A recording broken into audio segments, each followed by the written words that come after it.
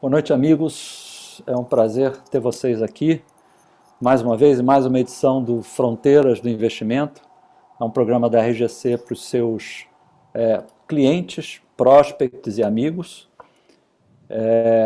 Hoje a gente está recebendo a Jenny Lee, que vai bater um papo com a gente sobre a Bolsa de Valores de uma forma geral, o mercado financeiro, o que aconteceu, o que está acontecendo, né, e tentar apontar um pouquinho daí para frente, e principalmente falar das empresas que são chamadas small caps, que são as empresas com menor capitalização na Bolsa, e as perspectivas que elas trazem nesse momento de retomada, né? Graças a Deus a gente está vendo aí as vacinas avançarem, a gente está enxergando uma perspectiva de retomada na economia brasileira, apesar da variante Delta aí estar sendo uma coisa que assusta o mundo. Inclusive, Jenny, não sei se você vai falar sobre o erro que um dos porta-vozes, que o ministro da Saúde, em inglês, né, cometeu sobre as estatísticas que causou a loucura da Bolsa aí na segunda-feira, né, e na sexta, ou na sexta-feira ou na Foi na segunda, segunda,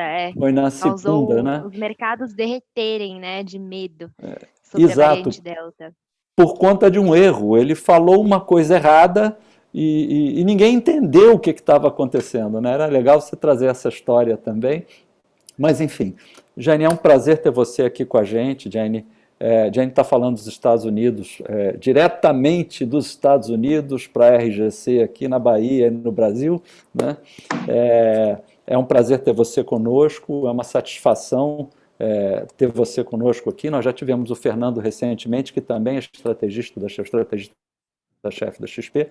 Então, as portas estão abertas para você, você é a estrela do dia hoje, da noite aqui em Salvador já, e eu queria passar a palavra ao Lucas, para o Lucas apresentar rapidamente a RGC, para quem ainda não conhece a gente, então a palavra fica com você para você tocar esse bate-papo. Eu pediria que as perguntas sejam colocadas no chat, e a Jenny já vai olhando, já vai respondendo, e eventualmente aquelas que precisem um pouco mais de elaboração, a gente tenta ajudar vocês aí na construção da pergunta. Lucas, com você então. Vou pedir só para liberar o pessoal, eu acho que tem gente querendo entrar.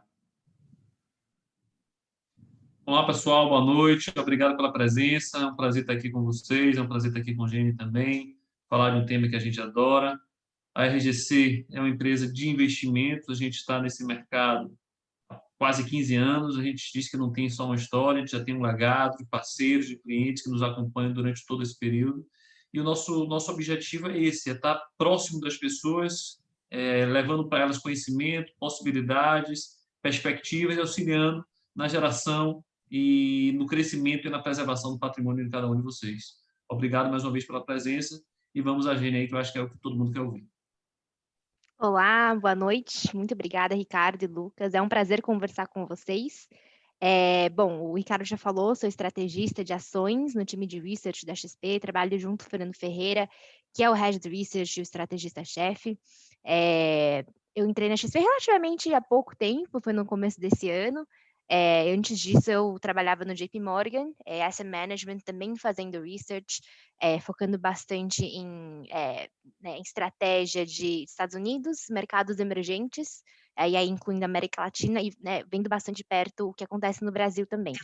Então, vim agora para focar bastante em Brasil, mas também, né, olha um pouquinho do que está acontecendo no mundo todo, principalmente em renda variável, principalmente em bolsa. Então, hoje a gente né, eu trouxe uma apresentação para vocês, para mostrar, mas eu vim falar um pouquinho sobre o que aconteceu na bolsa nesses últimos meses, qual é a nossa visão daqui para frente, mas aí principalmente focar nesse tema de small caps, né, trazer um pouquinho para vocês o que elas são, né, como se posicionar nelas, quais são as vantagens e os riscos, para vocês entenderem sobre esse tipo né, de ações que são diferentes daqueles mais conhecidos que estão dentro do Ibovespa.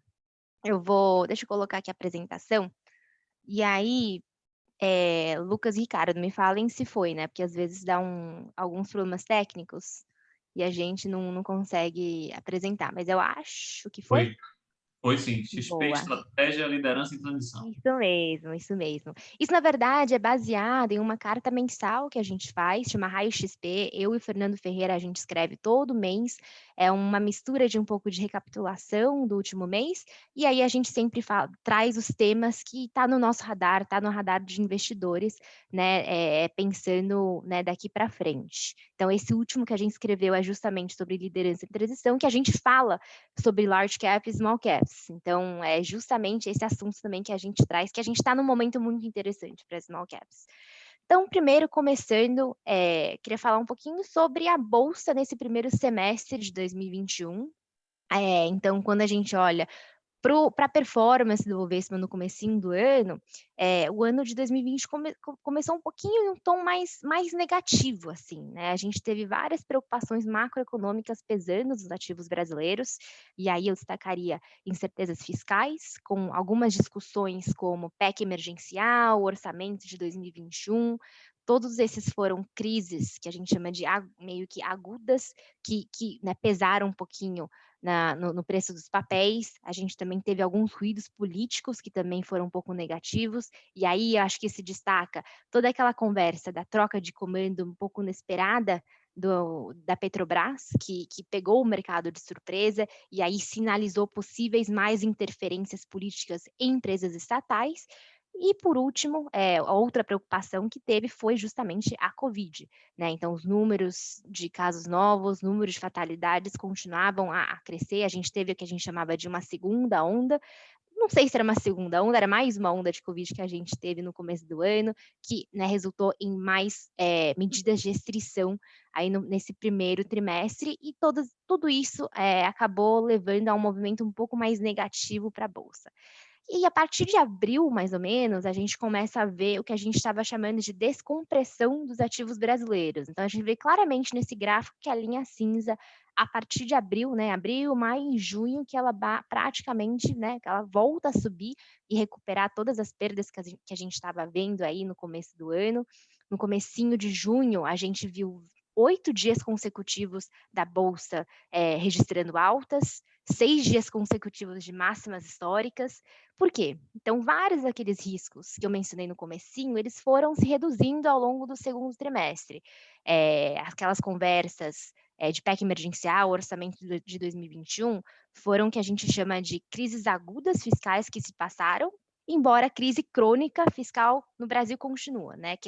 A questão de mais gastos é uma questão crônica que sempre existe no Brasil, mas toda aquela discussão realmente mais aguda se passou, então os riscos fiscais foram se diminuindo, essas incertezas foram se desfazendo. Riscos políticos também, a gente não teve mais, pelo menos até, né, primeira metade de junho, finalzinho de junho, a gente não teve nenhum risco político também pesando nos mercados, e a Covid também foi melhorando.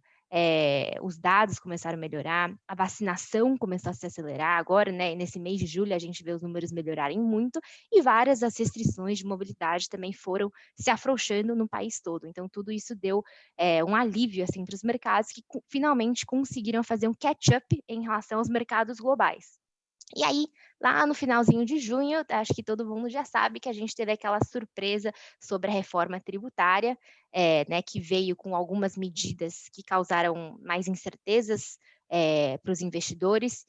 São inúmeras medidas, né? Eu acho que aí se destacaria para a Bolsa de forma geral, o fim do JCP, o juros sobre capital próprio, a taxação sobre dividendos, mas, por outro lado, a gente também tem a discussão de um corte no imposto de renda de empresas. Então, são vários itens aí, posso entrar em detalhes depois, mas não é o objetivo hoje em dia, mas eu acho que a mensagem que a gente quer trazer sobre a reforma tributária especificamente é que ainda tem muita discussão para acontecer, né?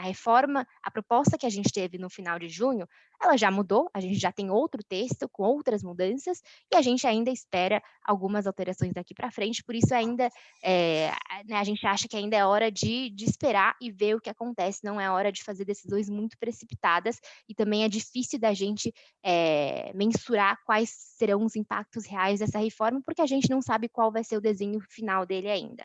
Mas isso sim tem trazido uma certa volatilidade nos mercados, uma certa incerteza a partir do final de junho e nessas últimas semanas também. E aqui eu trago só rapidamente aí a performance de junho do Ibovespa. A gente teve um mês de junho, né? Tirando essa surpresa com a reforma tributária, a gente teve um mês de junho bem positivo. O real brasileiro ele se apreciou 5% em relação ao dólar, sendo a melhor moeda quando você compara com as principais do mundo.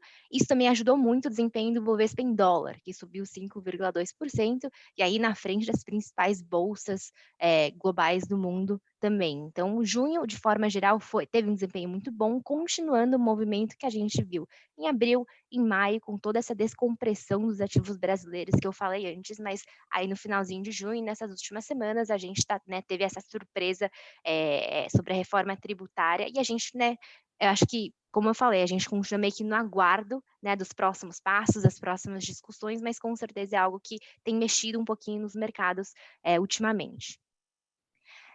Aqui eu trago também um pouco nossa visão daqui para frente sobre a bolsa. A gente faz uma análise para trazer uma projeção do final do ano para o Ibovespa. Então, todo mês a gente faz, né? Nesse último mês a gente manteve a nossa projeção em 145 mil pontos. Hoje em dia ele está entre 120 e 130. Então, ainda tem o upside aí de retorno de mais ou menos 15% até o final do ano. Por enquanto, como eu falei, a gente não está incorporando a reforma tributária, porque ainda tem muitas incertezas sobre o que está acontecendo, sobre qual vai ser o desenho final dele, para a gente conseguir realmente saber qual vai ser o impacto real nos lucros das empresas. Então, por enquanto, a gente ainda continua com esse target, mas a gente está positivo com a Bolsa, a gente continua, acha que a trajetória da Bolsa deve ser positiva até o final de 2021. Jane. E vamos... Oi, Jane, pode falar. posso fazer uma pergunta? Eu ouvi Sim, hoje claro. o Paulo Guedes falando sobre uma reviravolta na reforma tributária com a perspectiva de um alívio muito maior de carga tributária para as empresas, mesmo que isso resulte em redução de receita para o Estado, né? Isso pode ser uma sinalização também interessante, né? Assim, diferente daquilo que a gente tinha visto antes, né? Exato. Eu acho que agora a conversa meio que ficou assim, a gente diminuiu um pouco da carga tributária nas empresas, então é menos negativo do que a gente estava, mas a gente está talvez adicionando um risco fiscal, né? E como eu falei, essa questão fiscal é uma questão muito importante no Brasil, que é crônica, e aí a gente pode, né, aumentar essa incerteza em relação a isso. Mas o que eu acho que essas notícias sobre reforma tributária têm mudado todos os dias, né? Taxação de dividendos, a gente falava que era 20%, aí depois falou sobre que podia ser progressiva, que podia ser sobre 15%.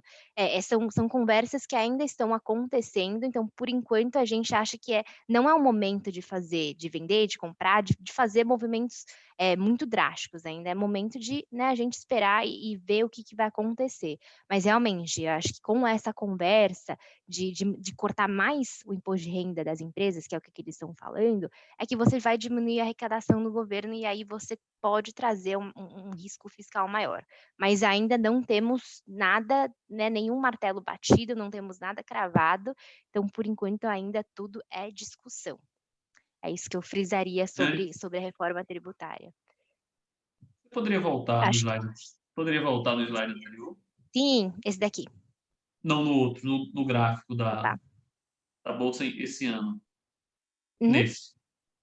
Eu acho que você traz elementos que mostram, assim, de certa forma, com bastante clareza, o que a gente viveu de janeiro a junho. Aí, quando você fala que a projeção da XP é 145 mil pontos, você está dizendo que, a partir de junho, existe aqui uma probabilidade desses preços irem até 145 mil pontos. E é essa probabilidade que vocês estão acreditando. Exato, isso. Certo? Baseado no quê? Nos lucros das empresas do Ibovespa, que é o que impulsiona a bolsa no médio e longo prazo, né? O importante do Ibovespa são os lucros e o caixa que as empresas geram. Então, no curto prazo, sim, a gente tem essas notícias sobre, né, políticas e fiscais que podem trazer volatilidade, podem trazer uma correção, mas os fundamentos estão aí, né? Que é a capacidade das empresas gerarem caixa. Esse cenário base de 145 mil pontos que vocês estão trabalhando, você diria que tem uma probabilidade de quantos por cento de chance dele acontecer? Qual é a probabilidade que vocês deram para esse cenário? Então, a gente não trabalha realmente com probabilidades ainda, a gente só tem um cenário base por enquanto.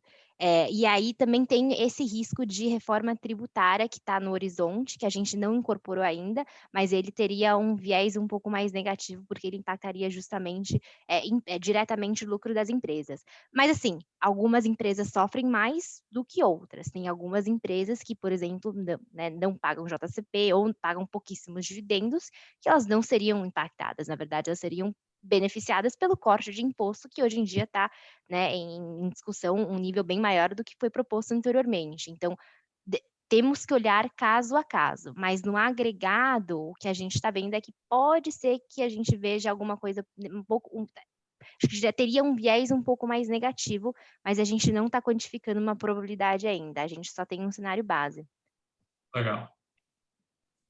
tá? Mais alguma? Eu não estou vendo o chat, então vocês fiquem à vontade para me interromper e perguntar, porque eu estou na tela cheia e aí não está aparecendo aqui. Pode seguir. Pode deixar, pode seguir. Tá bom, tá bom. E aí, acho que o grande tópico de hoje era a parte de small caps, né? E eu queria começar, na verdade, falando, né, que são empresas de small caps? Qual que é a definição delas? As empresas de small caps, vou trazer um pouquinho aqui, depois eu vou falar desse gráfico, mas as empresas de small caps são empresas com menor valor de mercado. Não existe um padrão ou um consenso, né, que corta, que fala assim, a partir de tal valor de mercado, a gente tem small caps, a partir de outra, a gente tem as large caps. E também, ao longo do tempo, essas definições mudam. Então, uma empresa que era large cap anos atrás, e à medida que o mercado cresce, ela pode ser small cap hoje em dia. Então, cada índice, cada região, cada corretora, ela tem a sua própria definição do que é uma empresa de small caps. E a gente usa como benchmark aqui no Brasil, tem o índice de small caps, que são as empresas que têm 15% menor valor, são as 15%, como que eu defino isso? São 15% das ações do Ibovespa que têm menor valor de mercado. Então, eles ranqueiam e pegam as 15% menores, isso mesmo. Essa é a melhor forma de colocar isso. Então, não tem um valor definido exatamente disso. E aí, por que investir em small cap? O Small 11 é formado pelas empresas que têm ali 15% do valor de mercado do Ibovespa. Sai do Ibovespa. Não, são 15% menores. Então, você ranqueia e pega as 15% que estão de maior para menor, isso, são as menores. Então, não tem um valor definido, assim, que é para a gente... E não é da Bolsa, é do Ibovespa. Então, não, desculpa, não é do Ibovespa, eu acho que eu falei errado, é da B3, é da Bolsa, exato. Então, é da Bolsa. Então, existem alguns nomes que, por exemplo, podem estar no small caps e podem estar no Ibovespa, porque o critério do Ibovespa são as ações mais negociadas. Então, tem volume maior negociado, então tem algumas empresas que podem estar nos dois. Mas as small caps, por definição, são as que são com menor valor de mercado. Essa é realmente a definição, acho que mais generalista que eu consigo dar. E aí, por que investir em small caps, né? Qual que é a vantagem de investir nelas? Como elas são empresas menores, significa que elas têm maior potencial de valorização ao longo do tempo do que uma empresa large cap, que ela já é grande e o crescimento dela já aconteceu no passado. Então, se pensar em qualquer empresa grande, qualquer uma delas, né, Petrobras, Vale, essa fase de crescimento forte já passou. Elas estão, né, visando entrega de estabilidade, de consistência, né, em termos de lucros. Então, e também uma empresa small cap, à medida que ela cresce, ela pode se tornar uma empresa de large cap ao longo do tempo. Então, esse é o atrativo, né, de você entrar antes dela ver esse crescimento muito forte ao longo do tempo. Aqui eu trago um gráfico super interessante sobre o retorno, né, comparando o retorno da Small 11, que é o índice de ações de small caps, com o Ibovespa, que a gente usa basicamente como um benchmark para as que a gente chama de large cap. E a gente vê aqui, né, que no longo prazo, as empresas de small caps têm um retorno muito maior do que as empresas de large cap. Então, tem até uns números aqui para passar para vocês, que nos últimos 5 anos, o índice de small caps subiu 201%, enquanto o Ibovespa subiu 120%. Nos últimos 10 anos, também, o índice Small Caps subiu mais de 100%, 102% para ser mais exata, e o Bovespa subiu 76%. Então, a gente tem um potencial de retorno muito grande quando a gente fala de empresas de Small Caps. E aí, por que eu falo que a gente está em um momento muito interessante de investir nessas empresas menores? Quando a gente fala de Bovespa, a gente está falando em grande parte de empresas de commodities, empresas que são exportadoras. 36% do Ibovespa são de empresas ligadas às commodities, então elas são muito mais ligadas ao crescimento que está acontecendo lá fora. E foi um dos motivos de por que a gente viu o Bovespa ir tão bem nesse primeiro semestre, quando tinha tanta preocupação por aqui, né? A realidade é que elas se beneficiam diretamente do crescimento forte que a gente viu nos Estados Unidos, da expansão muito forte que a gente viu na China nesse primeiro semestre, né? A China cresceu 18% no primeiro tri, e o segundo tri veio mais fraco ainda, mas ainda em um crescimento super forte, perto dos 10%. Então, elas se beneficiam do cenário externo. E quando a gente olha para as empresas de small caps, aqui na esquerda a gente mostra a divisão setorial delas. Então, ela tem um peso muito maior em setores como consumo discricionário. Então, a gente fala que small caps, na realidade, é um play de reabertura econômica, é um play doméstico. Ele está muito mais exposto a esse cenário doméstico, que hoje em dia é de reabertura econômica, né? Agora a gente tem a vacinação avançando bem rapidamente, as regras de mobilidade, de restrição de mobilidade, foram retiradas gradualmente aí nos últimos meses, então a gente está bem mais otimista com esse movimento de retomada de atividades econômicas no Brasil. Então, as small caps tendem a se beneficiar disso. E a gente vê claramente na performance desse ano até agora, que é o que a gente tem aqui do lado à direita, que é a performance comparando Ibovespa com o índice de small caps até agora em 2021. Então, a gente vê que as small caps, houve um movimento de transição, né? Agora até sei lá, meados de março, assim, e a gente vê as small caps com uma performance muito melhor, justamente porque elas estão bem mais expostas a essa história de recuperação econômica no Brasil. E, na verdade, bom, acho que vale a pena, não tenho slides para isso, mas eu queria falar um pouquinho sobre os riscos também, que eu acho que é importante, né? Quais são, além delas serem empresas com alto potencial de retorno, tem alguns riscos também, né? Elas são empresas que podem não ser empresas líderes nos segmentos que elas atuam, né? Porque elas competem diretamente com as grandes empresas que estão no Ibovespa. Pode ser que esse grande potencial de crescimento que elas têm não se materializem, ou por elas serem empresas menos sólidas do que as grandes empresas que a gente conhece, que já provaram que têm um balanço forte, né, que conseguem gerar lucros de uma forma estável, são empresas que tendem a sofrer mais em épocas de crise. E a gente vê isso na performance também. Eu não tenho aqui nos slides, mas eu tenho alguns números interessantes para mostrar para vocês.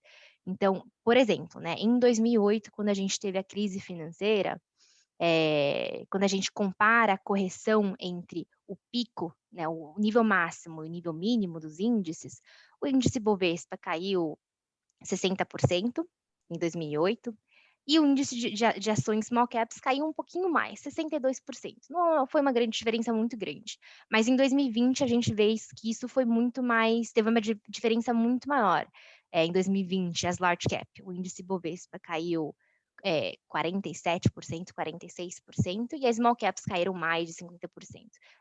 Não é uma diferença tão grande, mas sim é uma diferença, né? A gente vê que as small caps, por elas serem empresas menos sólidas, elas, né, podem sofrer um pouco mais, enquanto as empresas Bovespa são líderes dos segmentos que elas atuam, elas conseguem, né, sobreviver à crise de uma forma mais resiliente. E aí, em cenários de recuperação, elas conseguem melhor também, e aí é aqui onde eu trago esse exemplo aí nesse gráfico da direita, né, que é justamente porque elas estão muito expostas a essa história de crescimento forte doméstico. Outro risco bem relevante que eu acho que vale a pena mencionar sobre as small caps é que elas tendem a ter uma liquidez menor no mercado. São empresas menos conhecidas, né? Acho que todo mundo conhece né, um Pão de Açúcar, Vale, né, Petrobras, são nomes que todo mundo conhece, todo mundo está negociando diariamente, e as small caps tendem a ser nomes bem menos conhecidos, então são pouco negociadas nas bolsas, e tem um risco de um investidor realmente não conseguir se desfazer dela mais facilmente, né, de você querer vender e não achar outra ponta para fazer isso, ou mesmo você ter que fazer, né, fazer isso por um preço, né, que menor do que ela vale, menor do que você gostaria. Então, existe um risco de liquidez quando a gente fala de ações de small caps. Então, de forma geral, são empresas que apresentam, né, maior potencial de retorno, como a gente viu anteriormente, que se beneficiam muito bem desse momento de abertura econômica que a gente está vivendo hoje, mas elas apresentam alguns riscos a mais por serem empresas de menor porte, por serem empresas com ainda mais crescimento no futuro, e provavelmente também menos resilientes do que uma empresa que já é líder na indústria que ela já atua. Tá? Tem alguma perguntinha aí sobre small caps? E o que o investidor quer saber é aquela pergunta que a gente, como assessor, sempre recebe, né? Qual é a small cap da vez? Qual é aquela que vai mais andar? Quais são as indicações aí que a gente tem com maior perspectiva de ganho? Boa, Eu acho acho que isso que já deixa eu só pode falar. colocar uma questãozinha antes aí, Lucas. Pelo que você está dizendo, Jenny, então fica muito mais claro para mim de que, já que os riscos podem ser maiores, o stock picking é muito relevante, né? Ou você faz uma boa escolha, ou você conta com o apoio de... Claro que você pode, como em qualquer negócio, né? Eu tenho um cliente que comprou uma única ação, que é a Small Caps, no ano passado, e a carteira dele rendeu 120%, mas ele fez uma compra pequena, direto, não foi através da gente, e conseguiu um resultado excepcional. Agora, quantos casos desse a gente tem? A gente deve ter mais casos para chorar do que casos desse para rir. Então, o que você está dizendo? E mais do que isso, cara, a nossa avaliação tem que levar sempre em conta o índice Sharpe, né? Claro, claro, claro, Para chegar nesse resultado. claro, claro, Qual é a exatamente. volatilidade desse ativo? Exato, exato. Ele colocou a carteira dele num risco muito grande, mas foi uma escolha pessoal, né? Então, então o que você está dizendo é que como há mais riscos, a necessidade de uma escolha consciente acaba sendo maior, né? E que isso, naturalmente, o investidor precisa contar com a ajuda dos analistas, dos especialistas, né? Então, é um pouco isso do que o Lucas falou. Será que é uma, né? Ou a gente precisa diluir muito o risco, buscando uma carteira, ou ir para um ETF, como você mostrou o BOVA11, né? E você mostrou o Small 11 também, que é um ETF. O que está fazendo sentido dentro dessa perspectiva, Jenny? Olha, eu acho que eu sou um pouco mais democrática. Acho que tudo depende do perfil do investidor, né, no final do dia. Se ele quer, né, investir de uma forma mais fácil em uma small cap, mas sem ter o trabalho de acompanhar, de saber o que está acontecendo, porque ele não tem tempo, realmente um ETF faz muito mais sentido, né? É uma forma menos custosa de fazer isso, é uma forma mais fácil. Mas existem sim opções de uma gestão mais ativa, né, de seguir recomendações de analistas que fazem o stock picking. Na verdade, o próximo tópico que eu ia mostrar é a nossa carteira de small caps, que são os top picks para a gente em termos de small caps. Deixa eu até mostrar para vocês. Vou pular alguns slides, que são as outras carteiras que a gente tem. Depois a gente até pode falar delas, mas eu queria focar hoje na nossa carteira de small caps. E é exatamente o que a gente faz. A gente escolhe, assim, a gente tem o nosso critério para small caps, que a gente usa, a gente escolhe as empresas que têm capitalização de mercado inferior a 10 bilhões de reais, é um critério nosso, mas são empresas que são realmente menos conhecidas, são menores, enfim.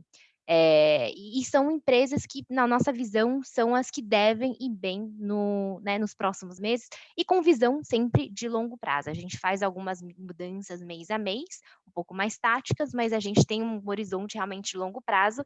Então, são nomes que a gente vê que, né, nos próximos meses, nos próximos anos, tendem a ir bem. Porque nesse mundo de small caps, como o risco é maior, a gente pode ter, sim, alguns nomes que estão menos protegidos, que podem sofrer um pouco mais, principalmente nesse momento que a gente ainda está em um momento de fragilidade econômica, né? A gente não se recuperou 100%, a gente está em movimento de recuperação, a gente está otimista, mas a gente ainda está saindo de uma crise que não se acabou, né? A vacinação continua em andamento e a gente está atrasado em relação a alguns países envolvidos, por exemplo. Então, aqui a gente traz, a pedido do Lucas, né, quais são as ações que vão andar bem dentro dos small caps, a gente traz uma carteira que é diversificada, é uma carteira de nomes que cada um dos nossos analistas escolhe, são as preferidas dentro dos setores que eles cobrem, justamente para fazer esse stock picking, para saber diferenciar um pouco, né, como investir em small caps. Mas, lógico, acho que tudo depende do perfil do investidor, né? Depende do custo-benefício, qual o melhor custo-benefício para ele, tanto em termos de custo, em tempo, mas enfim, depende muito do perfil do investidor. E eu pessoalmente, eu sou, assim, eu não ganho nada né, recomendando uma coisa ou outra para vocês. Estou aqui só para falar as opções que vocês têm para investir. O Lucas está no mudo. O investidor, quando olha uma carteira como essa, ele vai chegar lá, tem 6 ativos, ele vai chegar e vai escolher uma desses 6, ele vai comprar as 6. Como é que funciona aí para o investidor a montagem e o trabalho dentro de uma carteira como essa? Sim, deixa eu explicar como a gente monta nossas carteiras. A gente tem 3, né? Uma carteira top 10, uma carteira top dividendos, e essa é a carteira top small caps, que na verdade entrou bem recentemente no nosso portfólio aí de carteiras recomendadas. E o processo é justamente a gente conversa com cada um dos analistas que cobrem as empresas, né, no detalhe, acompanha tudo que acontece no dia a dia dessas empresas e pergunta para eles, dentro desses critérios que a gente tem para small caps, né, quais são as preferidas de cada um. Lógico que a gente também pensa muito, sei lá, assim, no momento econômico que a gente está, o que faz sentido setorialmente ter ou não, e a gente tenta trazer uma carteira diversificada para vocês. Acho que essa é a chave.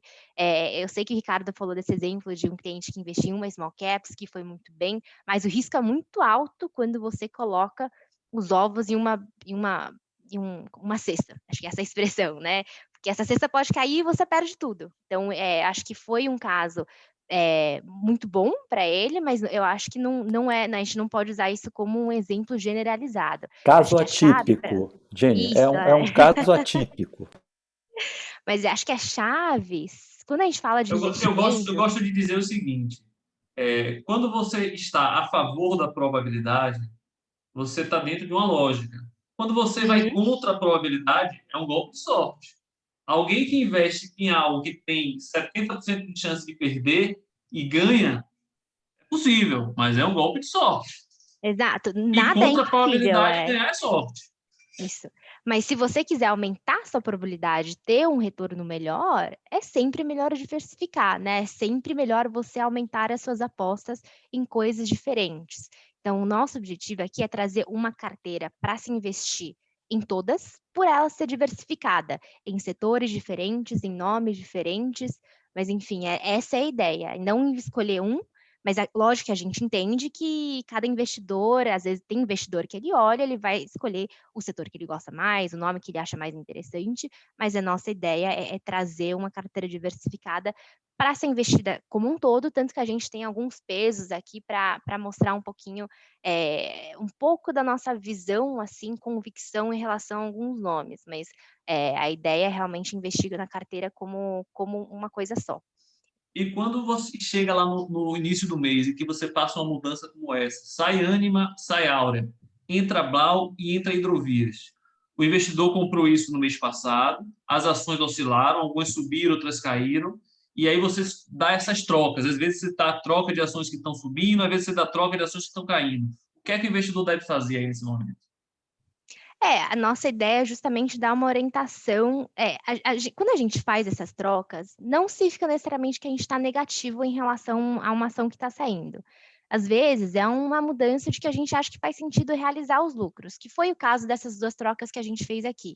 A gente não está negativo com elas, mas a gente achou que fazia sentido a gente dar espaço para outros nomes, realizar os lucros que a gente tem e dar espaço para outros nomes também. E a gente realmente, a gente faz uma revisão mensalmente, A gente tem uma conversa com os nossos analistas todo mês. Não necessariamente a gente vai fazer a troca, dependendo da convicção deles, mas a gente né, sempre tenta pensar um pouquinho qual que é o momento econômico, qual que é o momento dos mercados que podem beneficiar alguns nomes ou não. E aqui eu até estou trazendo aqui a performance para vocês que a gente teve, então a gente tem essa carteira, a gente estreou no final de abril, então a gente tem aqui desde maio a nossa performance, que foi super bem desde então. No acumulado, a gente tem aí a carteira subindo 16%, quando o Bovespa subiu 7%. Então, isso, acho que é uma mistura tanto do índice small caps indo bem e também o nosso stock picking, né? Que a gente escolheu os nomes que, na visão dos nossos analistas, estão melhor posicionadas para serem investidas nesse momento. Perfeito, perfeito. Tem uma pergunta aqui, Jenny, a pergunta do nosso amigo Raimundo Doria, que ele pergunta com relação à questão da observação ou do enquadramento das small caps nos princípios ESG, né? Quando a gente olha as small caps, né, quando a gente pensa small caps, empresas pequenas não são, né? Uma Jales Machado é um monstro de empresa, o Grupo Soma é um grupo monstruoso também, né? A Aura Minerals é uma empresa também muito grande. Assim, todas elas são empresas grandes, então são empresas que já se habilitariam, já teriam estrutura para poder seguir esses princípios, olhando o futuro de uma forma um pouco diferente, né? Eu vejo muito esse movimento nas big caps, vamos dizer assim, né? Nas large caps. Mas e nas small caps, isso já é um fator de diferenciação ou não? Acho que esse movimento de ESG no Brasil está ganhando cada vez mais força, mas acho que a gente ainda está um pouco atrasado quando a gente compara com o resto do mundo, principalmente o mundo desenvolvido. Eu pediria, Jenny, fala um pouquinho sobre o que é ESG, porque talvez muitos não conheçam. Claro, né? Claro. ESG, né, vem do termo inglês Environmental, Social and Governance, ou ambiental, social e governança, que são 3 pilares para a gente avaliar alguns aspectos em termos de sustentabilidade, em termos de inclusão, inclusão social e também governança nas empresas. Acho que antigamente era um termo que assim, existia, mas não era muito praticado nas empresas. Hoje em dia, várias empresas, acho que principalmente lá fora, acho que as empresas, além de gerar lucros, além de gerar receita, gerar lucros, eles procuram outros objetivos, como serem mais sustentáveis, terem uma pegada mais verde, e a gente vê isso, na verdade, muito demandado pelos próprios consumidores e investidores.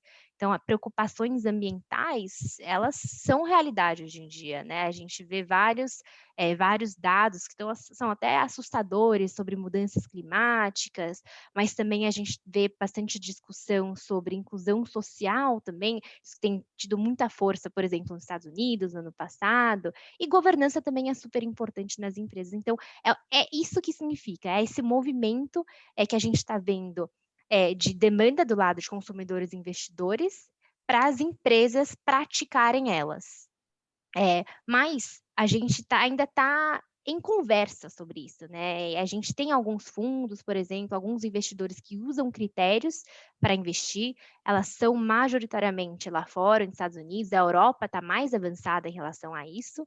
No Brasil, esse assunto está ganhando força, a gente tem cada vez mais empresas interessadas em saber o que é, como elas podem implementar isso, e cada vez pessoas também mais conscientes sobre isso, né? Hoje em dia, principalmente, acho que a geração mais jovem. Então, hoje em dia, quando você vê as pesquisas, a geração millennial, geração Z, elas são muito mais preocupadas em relação à pegada que os produtos que elas consomem. Será que é um produto sustentável, um produto verde? Será que tem mulher em posições executivas? São discussões que estão ganhando cada vez mais importância. Eu vou tirar aqui esse slide, porque a gente faz um bate-papo. Acho que saiu, né? Acho que é mais fácil do que ficar com esse slide aí na frente. Mas acho que o grande problema é que, como a gente está ainda no início desse movimento, não existe uma padronização para você julgar se uma empresa é ESG, atende a critérios ESG ou não. Então, existe esse obstáculo ainda, tanto lá fora, mas principalmente aqui no Brasil. Não existe uma padronização do que elas precisam reportar, de como elas precisam reportar, então os investidores e os acionistas também não têm muito, ainda não têm regras para seguirem para julgar se uma empresa está atendendo a critérios de sustentabilidade, por exemplo, ou não. Mas O é um que, movimento que está ganhando força. não, Jenny, Pode falar. só para complementar, né? Existem os 14 princípios da ONU, né, que definem quais são os elementos que classificariam as empresas como ESG, mas a regulamentação Brasil está sendo discutida agora, e é bem interessante que esse movimento tem crescido. Aliás, a Marcela Ungaretti tem feito um Exato. trabalho Ela é a nossa analista sensacional. ESG. Exato, junto com a Beatriz, né? A Bia já fez uma palestra para a gente e tal, isso é bem interessante. Agora, o Zanetti fez, que é o nosso head da mesa de renda variável, ele fez uma pergunta aqui, mas antes eu quero voltar a um ponto que você tratou lá atrás, que voltando para a questão da reforma tributária, e por que talvez as small caps tenham um peso interessante nessa história. Se a gente olha o BOVA11, você falou em 36% mais ou menos de commodity, mas a gente tem uma participação muito grande de bancos, não é? Eu não sei exatamente hoje qual é a participação no BOVA, quer dizer, no Ibovespa como um todo, né, no BOVA11, se a gente voltar aos ETFs lá, eu não sei exatamente qual é, mas os bancos certamente serão afetados pela alteração, pela retirada da isenção, pela retirada do instrumento do juros sobre capital próprio. Os bancos são grandes pagadores de juros sobre capital próprio, se beneficiam na tributação em função disso. É provável que isso traga, quer dizer, estou olhando aqui, vamos ver se faz sentido, né? Pode ser que o BOVA11 sofra mais em função desse efeito nos bancos, de um efeito que não haverá, né? Provavelmente nas small caps, que não devem ser pagadoras de JCP, então, de juros sobre capital próprio. Então, talvez isso seja mais um fator, como você mencionou en passant, para alavancar o resultado das empresas, quer dizer, comparativamente alavancar o resultado das empresas small caps versus as empresas que compõem o Ibovespa, né, o índice Ibovespa como um todo. A análise está correta ou você acha que não faz sentido ou tem alguma coisa além disso que a gente não está enxergando? Eu acho que além desse corte do JCP que a gente está falando, a gente também está falando em outros contrapontos que o governo está fazendo, né? Que é justamente o corte de imposto de renda. Então, dependendo da empresa que você olha, o net, o líquido pode ser até positivo. É uma análise um pouco empresa a empresa, é difícil de eu te dizer qual vai ser o impacto como um todo hoje em dia. Mas no caso das small caps, realmente, elas são empresas que tendem, né, a gente não tem tantos setores que tendem a pagar tanto JCP que a gente vê no Ibovespa. Outra coisa que eu diria também é essa conversa sobre taxação de dividendos, que a princípio é negativa para acionista, né? Acho que as empresas também estariam menos dispostas a pagar dividendos, menos encorajadas a pagar dividendos. E aí as small caps, como elas são empresas com crescimento no futuro ainda, então com crescimento muito alto para acontecer, elas já tendem a pagar poucos dividendos, né? Versus uma empresa que já é grande, que tem, né, lucros e caixas sobrando e tendem a atrair o acionista via pagamento de dividendos.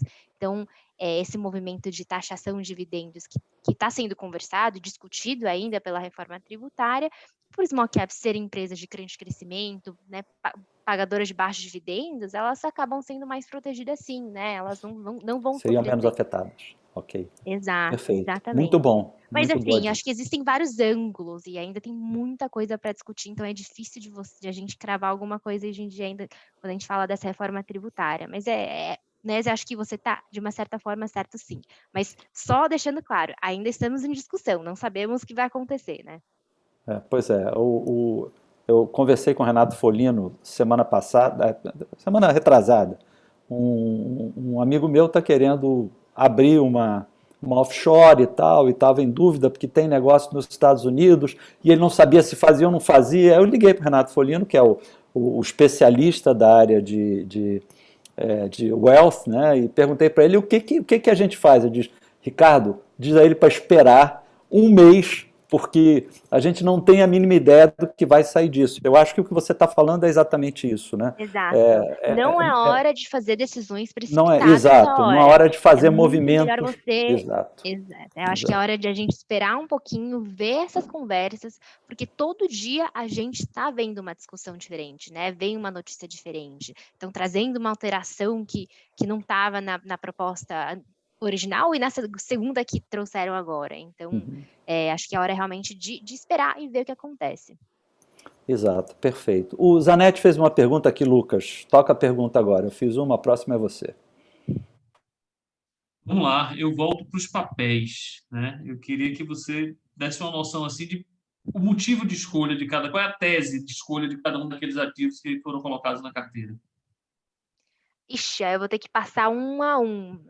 Depende um pouco, né? Cada um deles vem de um analista diferente, com uma visão diferente. Deixa eu colocar aqui para vocês, aí acho que fica mais fácil. Deixa eu colocar aqui. Mas assim, algumas delas várias delas, eu diria, tem alguns triggers que eles veem, né, no curto prazo.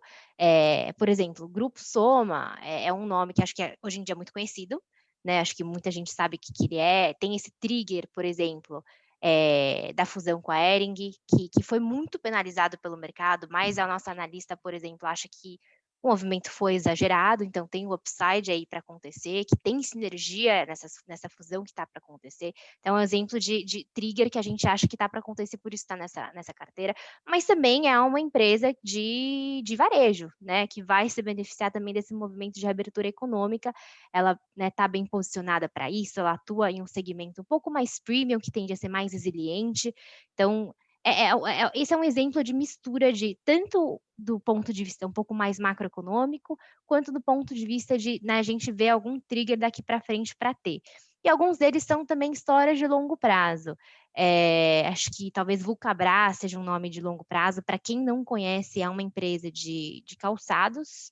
Ela basicamente tem licença de alguns nomes muito grandes, como por exemplo a Mizuno. Então, ela é tênis, ela é muito focada nesse setor esportivo. Então, é uma empresa que o nosso analista gosta muito, ele acha que está, né, negociando múltiplo interessante, tem uma história de crescimento super interessante daqui para frente. Então, ela está lá, não tem necessariamente um trigger para acontecer. Jalles Machado, acho que também deve ser conhecida, né? É a top pick nesse setor de açúcar e etanol do nosso analista. Assim, né, a gente vê um cenário ainda favorável para esse setor de açúcar e etanol. Não vou entrar em tantos detalhes sobre toda a dinâmica do que está acontecendo, mas a gente está vindo de um movimento a gente viu um movimento, aliás, de preços de commodities subindo muito nesses últimos 12 meses. Eles têm se moderado um pouco, mas continuam em níveis altíssimos, justamente porque o desequilíbrio entre oferta e demanda ainda acontece e deve continuar a acontecer. Então, eles continuam gostando muito dessa tese. É a top pick quando eles falam desse setor de açúcar e etanol. Então, é um nome que a gente gosta. E assim, é uma mistura de um pouco de tudo, tanto trigger quanto são analistas, são as stocks preferidas dentre os nossos analistas, Aí eu não sei se quer que eu fale sobre todos, mas o que eu recomendo, na Hidrovias verdade, do Brasil. Hidrovias do Brasil, ele tem, como ele atua nesse setor de grãos, né? Ele basicamente leva grãos pelo país. E grãos também, novamente, a gente está falando de commodities, a gente vê ainda muita demanda acontecendo por causa disso. A gente fala muito que o agronegócio no Brasil anda muito bem. Aí é um pouco de dinâmica, tanto da China, que tá vendo um crescimento ainda muito forte, apesar de ser moderado. tem se moderado recentemente, mas ainda a gente vê um cenário muito favorável para grãos. E aí, o Hidrovias do Brasil, ele, né, ele se posiciona bem justamente por esse processo, porque ele está envolvido, né, em levar esses grãos, em transportar esses grãos através do país. E o nosso analista, ele ainda vê muita avenida de crescimento para esse nome, é um investimento de longo prazo que ele gosta muito, então ele recomendou muito a gente colocar nessa carteira. O que eu recomendo muito para vocês, a gente tem um site que todos os nossos conteúdos são gratuitos, que é o conteúdos.xpi.com.br.